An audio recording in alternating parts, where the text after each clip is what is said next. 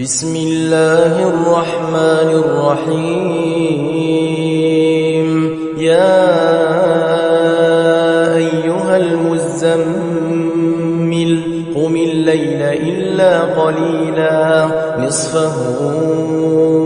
أو انقص منه قليلا أو زد عليه ورتل القرآن ترتيلا إنا سنلقي عليك قولا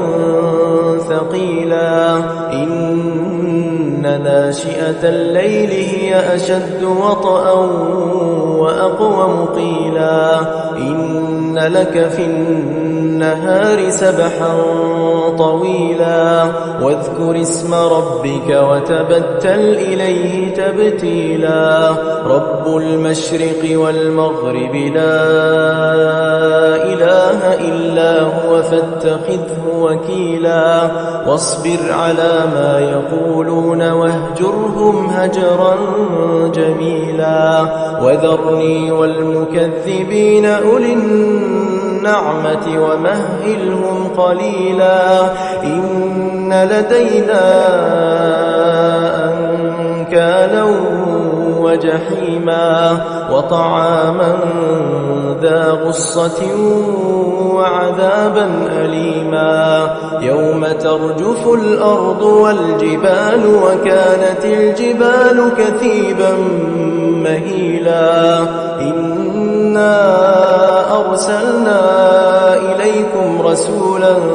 شاهدا عليكم كما أرسلنا إلى فرعون رسولا فعصى فرعون الرسول فأخذناه أخذا وبيلا فكيف تتقون إن كفرتم يوما يجعل الولدان شيبا السماء منفطر به كان وعده مفعولا إن هذه تذكرة فمن شاء اتخذ إلى ربه سبيلا إن ربك يعلم أنك تقوم أدنى من ثلثي الليل ونصفه وثلثه وطائفة من الذين معك والله يقدر الليل والنهار علم أن لن تحصوه فتاب عليكم فاقرؤوا ما تيسر من القرآن علم أن سيكون منكم مرضى وآخرون يضربون في الأرض يبتغون من